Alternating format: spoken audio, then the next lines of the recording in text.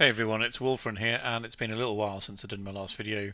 I've been waiting for the balance patch to come through and have a look at that before I did anything else really.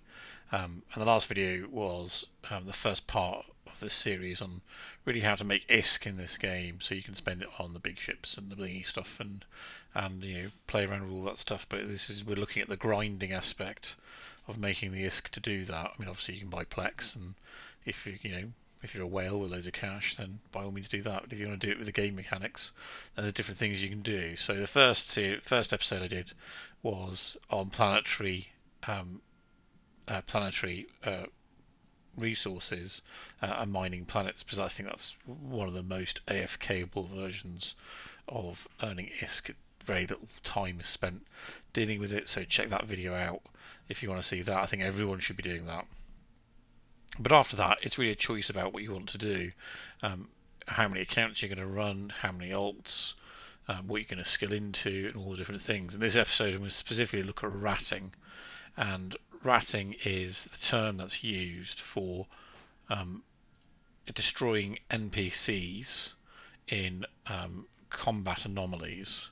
So, having been in Court for a little while, we've had a bunch of new players in. I realise all those terms may be new to a lot of people, especially coming to this game, if they've not had much experience in Eve or much experience in this game, and so it can all get a bit confusing. So I will explain those briefly. If you are wanting to get to the more detailed stuff I talk about, that's going to be later in the video. By all means, skip past this bit, but this is going to be the true basics. And what I'm going to show you here is this is my industry alt. He has 0 skills in any form of combat. So I'll just show you the skills. Cruising technology, I mean, it's got nothing. He's got nothing. You can see it's 0% across the board there. Everything I've got is on this side because that's all he does. But the point I'm taking him out here is I've taken him out into high sec in a destroyer. One of the free destroyers I have, Talwar Trainer. I've got some torpedoes on. I've got a web, I've got an afterburner. I'll show you the fittings. I'm going to do a separate video on ship fitting generally, so you can see. I've got, that's what I've got on him. No rigs, 84 DPS. But this is the point. This is where people start at. Even though he's Tech 9, you're coming first to the game. You're going to be in high sec, and you're going to be doing this sort of stuff. So let's just deal with some of the terms. High security, high sec deals with what is this number here next to where you are.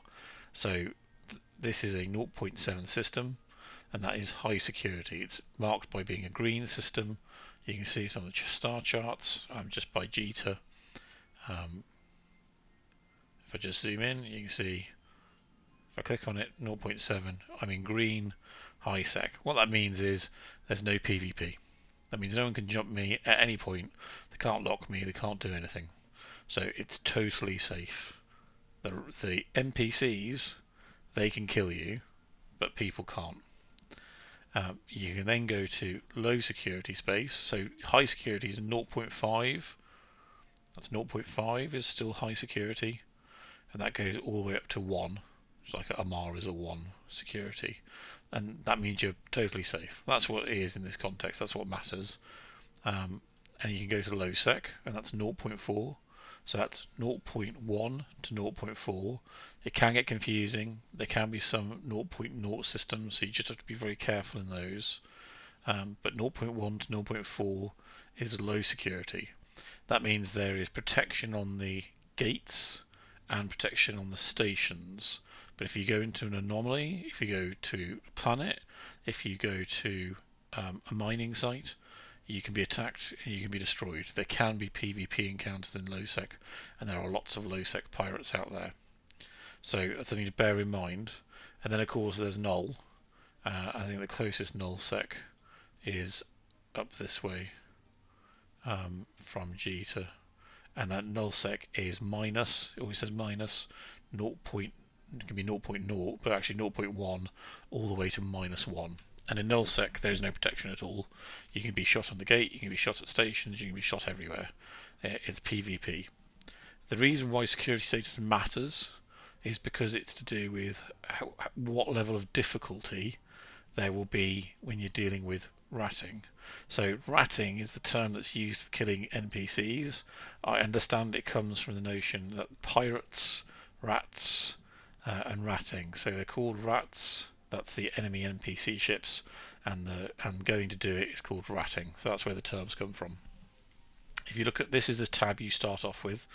At some point I'll go over change this all, but this is the default tab, and this is what we're going to stick with right here for this purposes. And you can see you've got cosmic anomalies, so that's what we're dealing with when you're dealing with ratting. Got the combat symbol next to it, cosmic anomaly. Shows me there aren't any. Right, there were. So I thought there were some in this system. That's my fault. We will jump systems.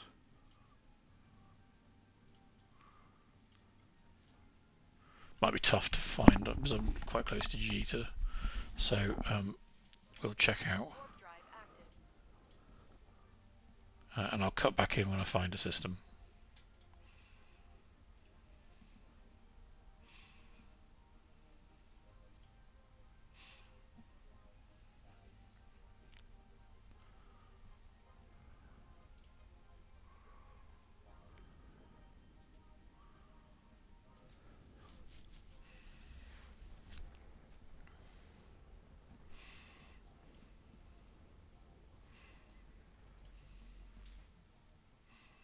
Okay, so I've just jumped into the next system. Para has a 0.8 security system, and why that matters, the security, is because you have these are your anomalies, combat anomalies, cosmic anomalies, but I call them combat anomalies, because you're going to go fight in them. So if I click on warp, it'll take me there. I'll do that in a moment, and I'll just show you there's lots of information here for you. Apart from the fact that it tells you how far away they are, it also tells you the level. Now, the base is the thing that creates the other anomalies. So the base is a level 1, so that's the lowest anomaly you can have. Level 1 is the easiest thing you can do in the game. Level 10 is the hardest, and obviously as you go up the levels, they each get harder. You generally, rule of thumb, tech level that you've got is a good indicator as to the level of anomaly you can take. Now that's a really broad thing to do, so I'm not saying every Tech 5 ship can do a Tech 5 can do a level 5 anomaly, but it gives you an idea. As it gets harder, you'll find the higher tech ships in those anomalies. So in the 1s and 2s, you'll find low tech frigates, and then you'll get destroyers in some, and then you'll get cruisers in some later ones, and then you'll get battle cruisers in later ones, and then you'll get battleships in like the T9s and the T10s. So T9, T10, that means that's the level we're referring to, 9 and 10. So this is a T1 and a T2. So the base anomaly is normally a harder one to do anyway. I definitely don't recommend it as one of your first ones. It may be very easy at 1, 2 and 3, but as you get to 5, 6 and 7, the bases become very difficult. They're very different to the normal anomalies. I'll come back to bases and talk about them in a bit more detail when we go look at the more in-depth look at all this, but I just want to go over the basics for everyone. The next thing that this tells you is the type of enemy you're facing. This says Garistas, so that's going to be Caldari ships, because these are all pirates, and of course when we're looking at pirates, we're looking at the pirate factions. We've got Garistas, Serpentis, Angel, Blood and Sancha. So when you go out into New Eden, you will find the different spaces have different types of pirates. If I look at the star charts, I'm currently in Garista space, because this up here is Garista space, and I can tell that. So if I zoom in where I am, there I am. It doesn't tell you. I thought it did actually. That's Garista space.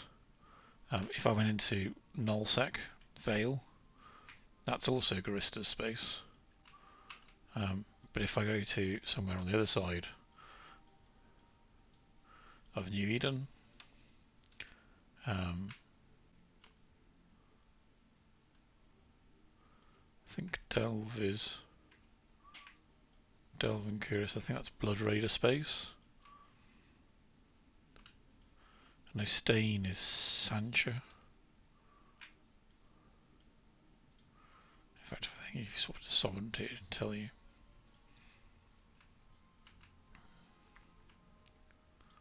I thought it did. Oh, there we go. Yeah, so that's Blood Raider space. Delve, you can tell from the Blood Raider symbol. Stain is Sancho, you can't claim sovereignty in Stain. And then, like over here, Wicked Creek is Angel, so, you know, and then the point is, and if you go over to Fountain, that's Serpentis. So you'll get different types of rats, the pirates, to kill.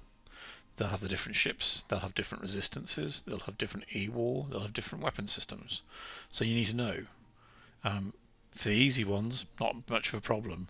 For the hard ones later, if you want to do it efficiently and quickly, you might want to be geared up for the particular pirates you're dealing with.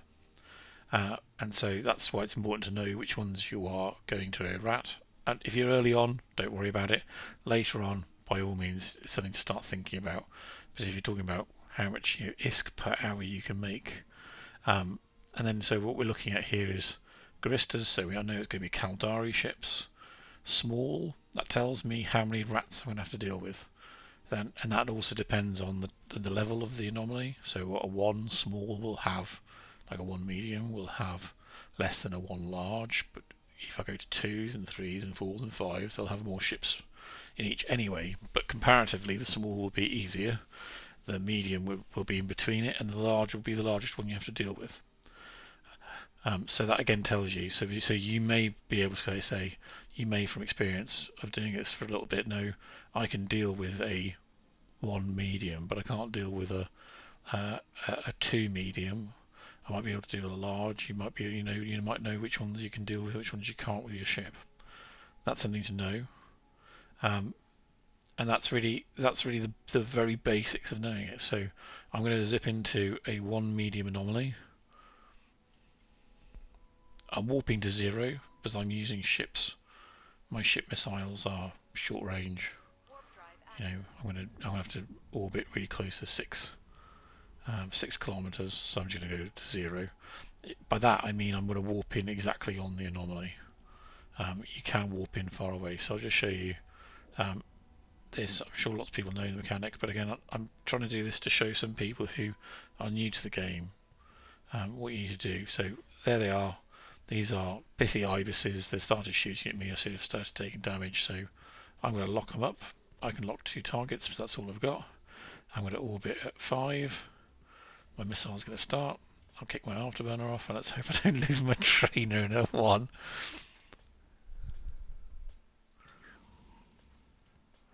Throw on the Weber fire. I know I'm totally stable in terms of my capacity.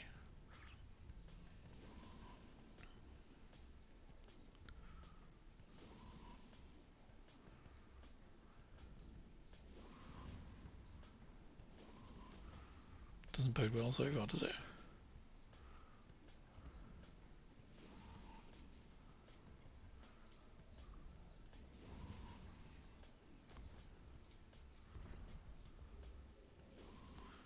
So all I've done is switch to the approach, but I've got no skills in the weapon types or the ship. I'm getting no bonuses at all, which means I'm struggling pretty much to do anything.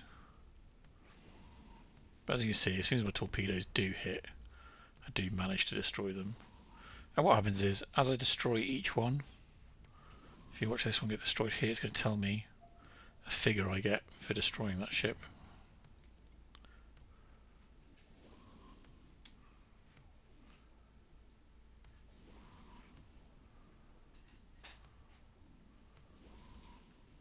There we go. I got 1,750 ISK. So that was wave 1. Now I've got wave 2.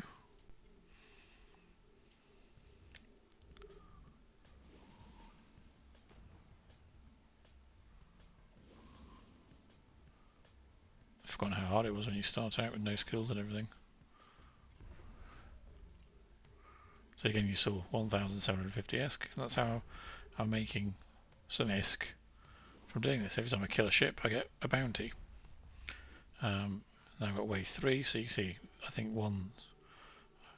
smalls are generally 3 waves, even in the higher anomalies.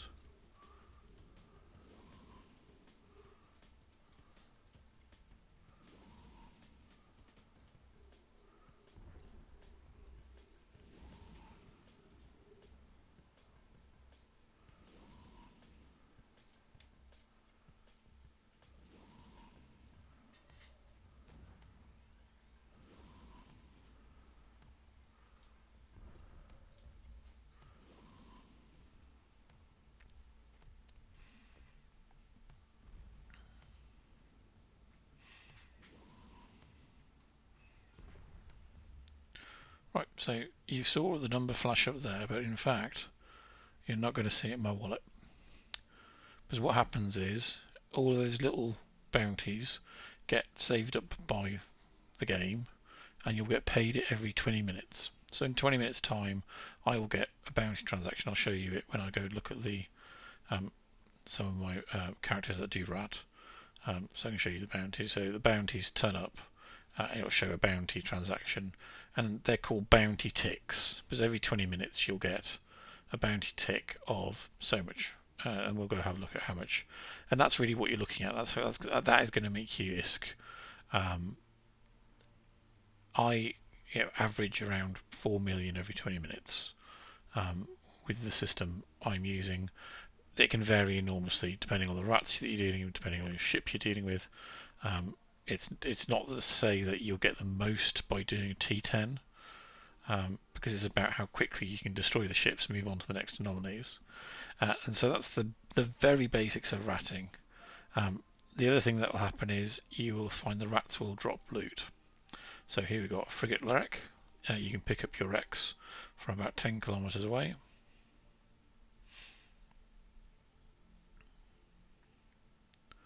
Let's see what's dropped for me. Mark 1 small rifled railgun. So again, as you go up through the difficulties, and let's say you're doing a tier 5 anom, T5, you'll get Mark 5s. If you do 7s, you'll get Mark 7s. If you do 6s, you'll get Mark 5s. Because there is no Mark 6 loot, it's Mark 5 or Mark 7 modules. And if you do T10s, you'll get T9 loot. So what you can do is you can pick this up, goes into your cargo hold. Then you can take it. I can take this back to Jita. I can sell it on the market for let's say 1700. So that's a little bit extra risk. You can do other things with it. You can reprocess it. I can't do it in here. I have to be in a station, and I'm going to go into those things in my next video on industry. But so bear in mind that there is a whole ecosystem of ways of doing these things. The loot can be reprocessed into minerals, which can be used in industry, or you can just sell them. You can just sell the things if you don't want to bother, because you might. This character does reprocess, so I'll just show you. I didn't mean to click that. I'll just show you the skills, and it's an industrial, isn't it?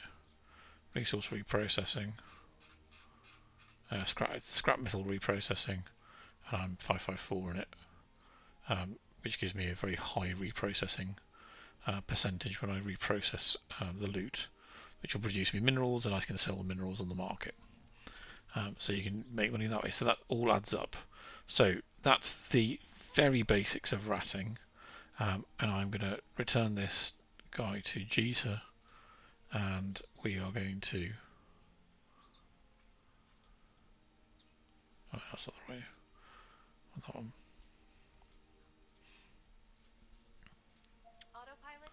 And we're going to go look at another alt who does ratting, so I can show you really what it's talking about. That's the utter basics. If you're brand new to the game, start in high sec. When you're getting comfortable with it, venture into low sec. I'm going to talk about a bit more about ratting when there's a risk of PvP. In high sec, just do it happily to yourself. The worst that's going to happen is the rats can destroy you. As you saw, I took some damage, but I had no skills. This is a Talbar trainer, no skills in missiles, and I had no difficulty taking those rats down. So T1s, T2s are going to be easy. T3s, well, as you get higher, just start being a bit more wary about what you're doing. Make sure maybe put a shield module in, put some rigs in, get some skills, get better at the ship. The ships get much better when you add all those things. Again, I will do a different guide to general ship fitting, talking about all that. There's a whole complex thing about that as well. Alright, let's jump across to the other alts, and I'll join back in on that one when we get there. So we're now going to we've looked at the basics of ratting, so you can understand what the anomalies are and understand how they work. I'm actually going to look at some of the mechanics of ratting. Again, this is a basics guide. This isn't meant for people who play this game loads and understand it. This is for newbies to get to grips with it, and to be more efficient and better at it. So In the last video, you saw me use a Talbar Trainer to Destroyer, no skills in any of the weapon systems, and no skills in any of the things. This time, we're going to show you something different. This is my Punisher Assault. It actually won a gladiatorial games within my alliance. It's a fantastic little ship. This isn't a fitting guide to it. Don't worry about all these things. The thing is, when you're choosing your ship to do this, I'm going to stick with frigates because that's what a lot of people are going to start off earlier in. The skills are easier to get hold of, doesn't take as much time, so I do recommend them if you're early on into a ratting career. Develop the basic skills. What you just need to remember is when you look at any ship, you want to look at the ship traits so you can understand what it's designed for and the bonuses it gets. So this one gets a bonus to warp drive. That really doesn't matter the huge amount, but this is the big bonus for it. For advanced frigate command, you get small laser damage, small laser capacitor, and armor resistances. So this is an armor ship. So you really want to armor tank it if you're going to tank it at all. You really want to speed tank it, and I'll explain those terms in a moment. And you get bonuses to lasers. In terms of the fitting, this was designed for a PvP fit, but we're going to take it out anyway. Doesn't make much difference. I've got some small pulse lasers on it, so they are close. It's a brawling build. As you see, I've got to be within 6.3 kilometers to do optimal damage, and accuracy fall off. So if you have these weapons that show this, what it means is that your optimal range is you do maximum damage at 6.3 kilometers and closer, and then after that it drops off and you're doing 50% damage at the fall off range. So at 6.3 plus 3.13, so at 9.43 kilometers I'm doing 50% damage, and then after that I can still do some damage, but it's dropping off the entire time. The other thing that you need to bear in mind when looking at this is tracking speed. Tracking speed means how quickly your guns can follow your opponent. So if your opponent's going very, very fast, you're going to need turrets that can move very, very fast. And you'll find like the small pulse lasers, the tracking speed has a huge tracking speed, whereas you can find other weapons that have tiny tracking speeds, like the tracking speed 6. And those are like large beam lasers, which you're hitting targets at 80 kilometers away. So that's something to bear in mind. With lasers, you're going to have a cost to your power grid. So they obviously cost power grid, but it costs capacitor to run them. So here you have capacitor. The capacitor is literally the energy available to power all these things, and it's like a battery, it can be depleted over time. It recharges over time, and mine's stable. Ideally you want a ship that's stable. I'm not going to go into huge details with this. It's stable actually because I've got this. It's a small energy Nosferatu which sucks energy from other ships. Again, I'm not going to go into too much detail. This isn't the build, a perfect build for ratting. The point is this is a ship I've got available in high sec, which I'm going to show you some of the mechanics. So some of the things you've got to bear in mind, the way you're going to rat is how you build your ship. So if you want to do it at range, you change these things around. If you want to do it close up, then you might go for something similar. I would have an armor repairer in here perhaps. I'd have some sort of damage upgrade maybe here. You can use the energy Nosferatu for brawling, but the neutralizer against rats doesn't work because they have infinite capacitor. That's really for a PvP, but that doesn't matter for this. Again, we'll show you some the mechanics for it to give you an idea. It's a good ship. The other thing that's the other half of it is not just the ship and how you build it, it's the skills you have to fly it, because the skills give you bonuses. Now you saw the ship has bonuses for certain skills. I have those bonuses because I have those skills, and I'll just show you. See, I've got frigate command is at 554, which means I've trained almost all the way up in my frigate command. I need an advanced frigate command for my bonuses, and I've got 5 of that. In terms of navigation, I'm 4-4 and 4-4, so that helps with the micro warp drive or an afterburner because I keep up my speed. Maintenance technology, This is an armour ship, so I've got 5-4, not loads, and 5-4, but that's, good basics. Frigate defence, you can see I've got that all the way up 5-5-4, and these take some time. You don't need to be as high as this to go to ratting, but it just gives you an advantage, it gives you an edge. Electronics, frigate engineering, 5-5-3. Targeting, I haven't invested that much, 5-4, some basic targeting stuff.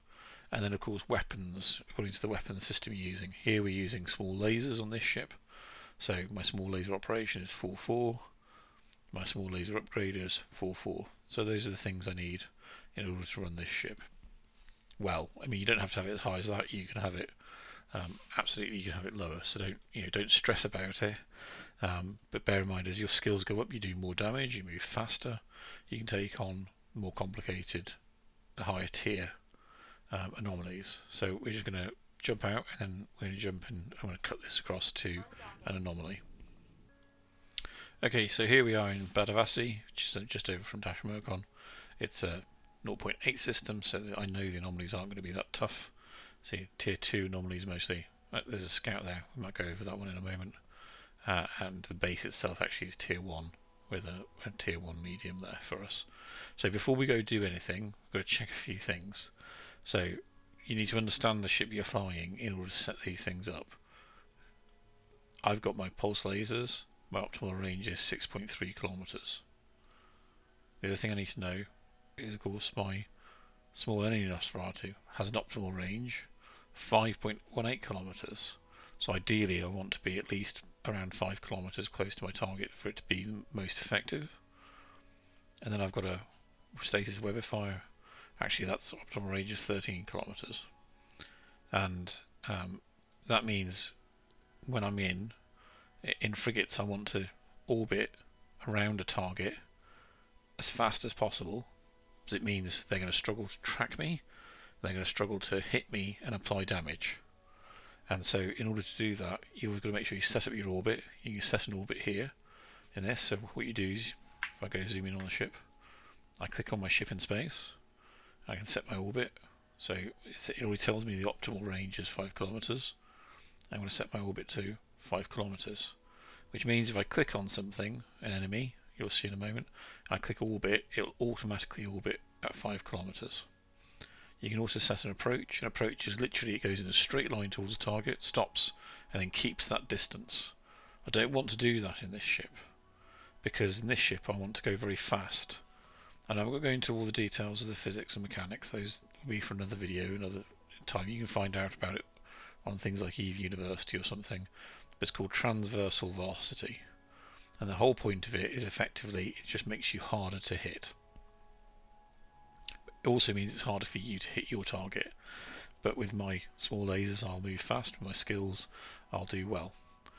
So I know I'm better than these anomalies here. Without any difficulty at all. Well, yeah, I say that. This is where I blow up, but shouldn't have a problem. So you've got to make sure you set orbit. In terms of some settings, you've got to think about. There's battle settings. You want auto attack the next target. I don't use automatic lockback because it can sometimes cause you some problems. It won't in high sec because you can't lock enemy, as in reds or PvP. Auto orbit target. I'm going to put that to 1. Generally I have it off, I can control it myself. On means when I switch my target, it'll automatically orbit the next target. The reason it does that is that it'll keep my transversal high, and if I forget, I don't get blown out of the sky. And that's all I'm going to do. I've got auto attack on again. I wouldn't always have that, but for ratting, I do. So those are the settings I'm going to use for it. And the thing is, now I know I put a warp in close. Let's go, we're going to do this medium anomaly. I can click on it, it gives me the option to warp. If I click warp, it warps me to 0. And then the rats will either be at 0 or could be 20 kilometers away. You don't know when you warp in, but they'll be somewhere in that sort of distance. If you have long range weapons, so on some of my bigger ships, I might have ranges of 80 kilometers, 90 kilometers, and so I might choose to warp. You press click and hold it, gives it this screen. You can drag as soon as you let go of you can use your finger if you're on a touch screen. I'm on an emulator, so you can drag it out, As soon as you let go, that's the distance you'll warp to. So if I click there, I'll warp in at 80 kilometers away from the middle of the anomaly. I don't want to do that in this ship. I want to warp to 0. So as we warp in,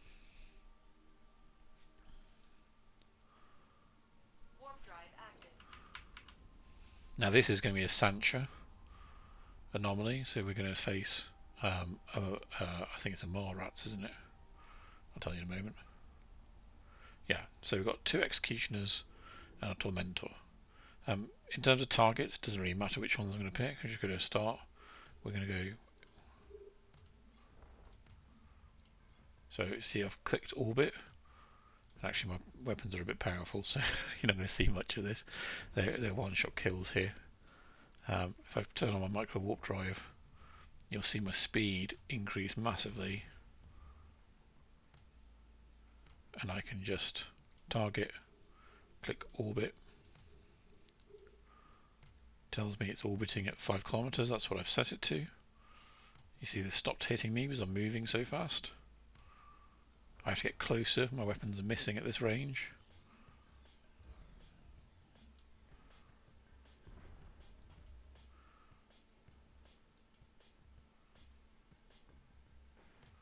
You see, each time it kicks in with the auto orbit, it's going to go back round, get close enough. Now, in part, this is because I'm going so fast in this ship that it's struggling to hold a 5 kilometer orbit, so it sort of does like an oval. You'll see I keep on slingshotting past. But that's fine. You see, it doesn't really affect. The problem is it does a bit of damage, but that's okay. If I had a shield booster, I could boost my shield and recover that bit of damage. I've got armor plates, so that'll extend my armor, which is this row here. But I don't need to as of yet. And again, we see some more come in with the medium, so this time there's 4 ships. I forgot the micro warp drive. You'll see my speed will drop down once it finishes. Click focus fire before I forget. But you see they start doing damage to me because I'm not going fast enough. They can start tracking me and they can start doing damage. So really, if I wanted to have a good build for what I'm doing here, I'd actually use an afterburner, which wouldn't be as fast as the micro warp drive, and as you see, I've done that now. So I finished that anomaly. If I wanted to, I could go loot the wrecks.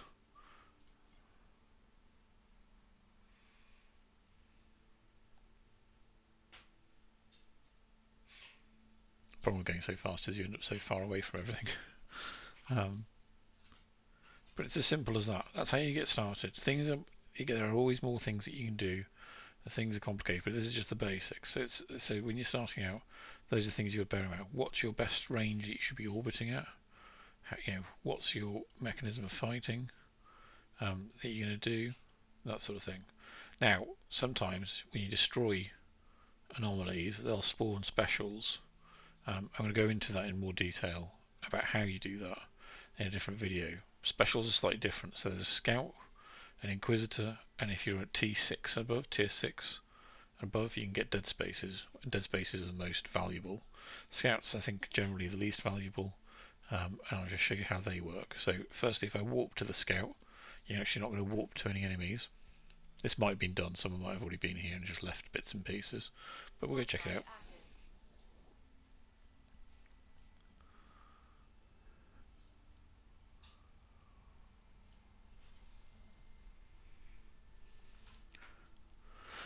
And so what you'll get is a warp gate, and that's going to sling you into another area where you'll fight some enemies, and there'll be another warp gate for a scout, and then there'll be some more enemies to fight and some loot boxes to loot. So we're just going to do that.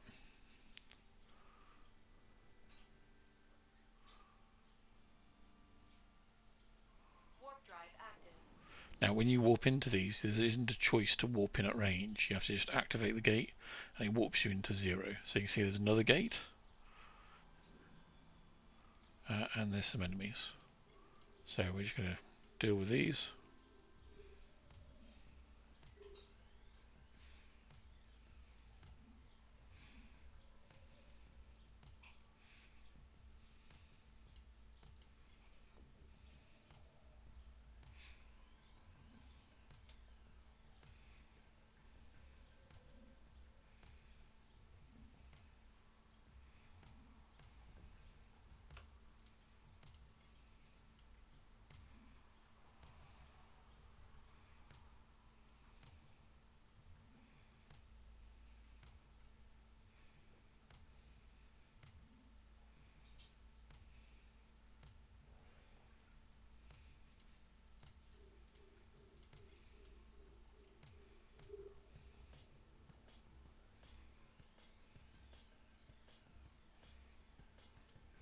And actually what you'll see is, because I've set it to warp at 5, I'm actually really warping.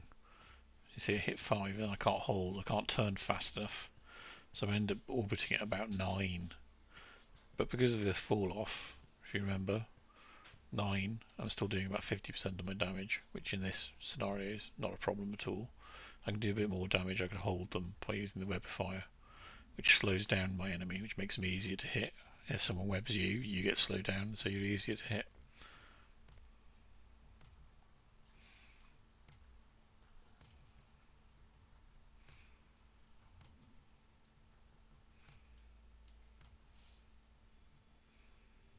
So that's dealt with the first room, and I jump into the second room. I actually expect this to be done. I can't imagine a scout's been left with no one having done it.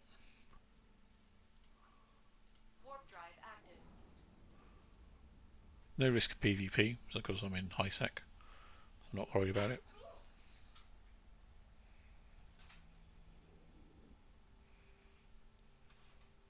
So it looks like it hasn't been done.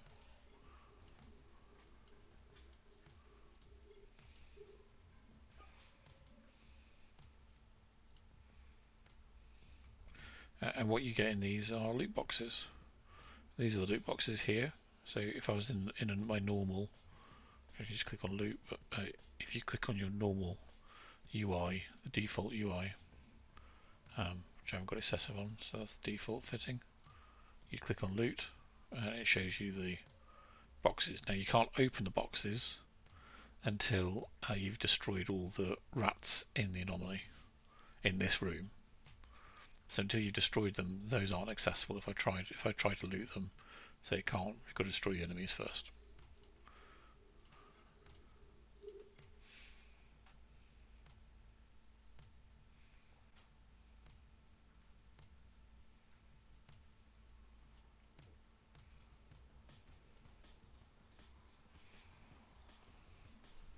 And you might think, well, my shield's I'm taking quite a bit of damage, especially for a T2. You have to remember, firstly, this is an armor ship, so it's got more armor than it's got shield.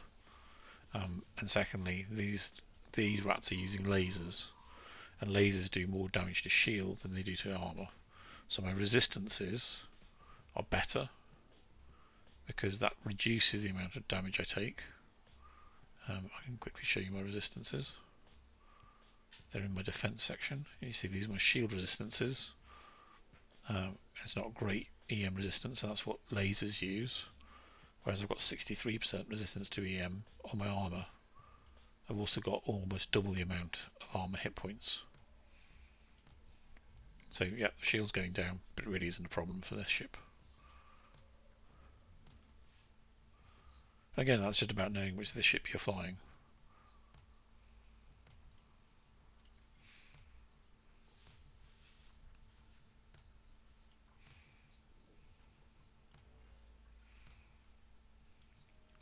So as you can see, the waves got harder.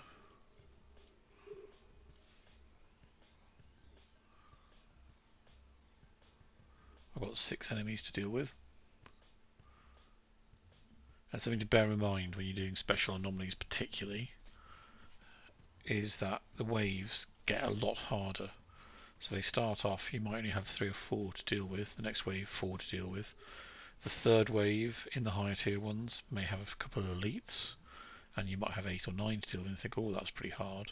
And then the last tier comes in, they're going to have 3 elites and have 12 ships, and suddenly what was easy at 4 ships becomes very difficult at 12 or 15 ships.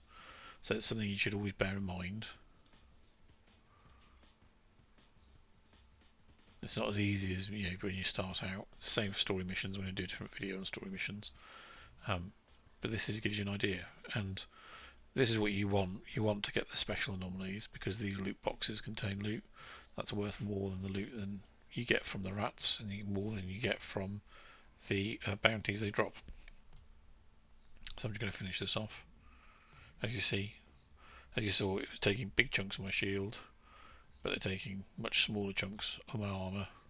If I needed to, I could just throw on my armor extender, which adds extra armor for a period of time, and so they're not actually doing damage to my actual armor. Again, I'm not recommending this build for this type of thing. This is just what the ship is, but it's fine in these sorts of things. So there we go, we're done. Let's check out these boxes. Now, it could equally be someone can come in and come and steal them now. Even in high sec, they could do that. In fact, it's prevalent in high sec, or it was a while ago, because I can't shoot whoever's trying to steal it. And as you can see, get some data cores. So I'm going to loot the 4 boxes, and then let's have a look at what we've got.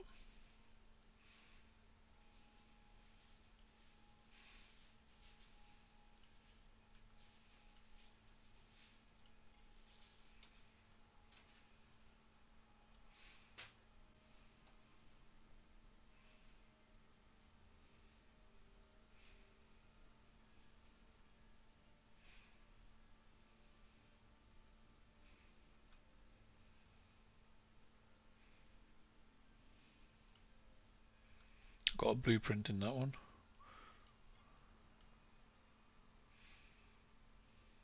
I'm just doing this quickly, but it's good to have it because you want to do them quickly before someone might jump in and try and steal them. But there are lots of people who do looting. There we go. Got all those. We'll I've got to change my UI. Just walk to a planet and we can have a look. So we've completed this, and after we've completed it, in fact, it will. Cosmic anomalies. There we go. It says scout there. As soon as I'm gone, it will disappear, and then what you'd have to do is destroy more things in order to get the scout to come again, or an inquisitor. You can get inquisitors as well, and they just drop different types of loot. And so what we got was some different types of data core. Now these are used in creating ship blueprints, and according to say estimated price isn't going to be that high. That one's worth a little bit. It's worth 100,000 ISK.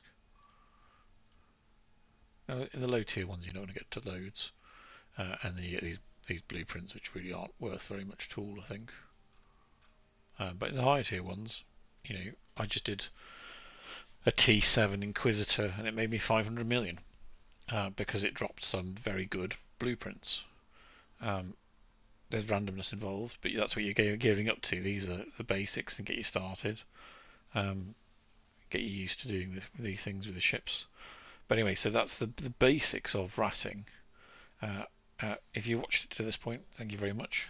Thank you very much for watching these videos. I'm going to cover the more detail how you actually spawn specials in a different video, so check that out by all means. Thanks a lot.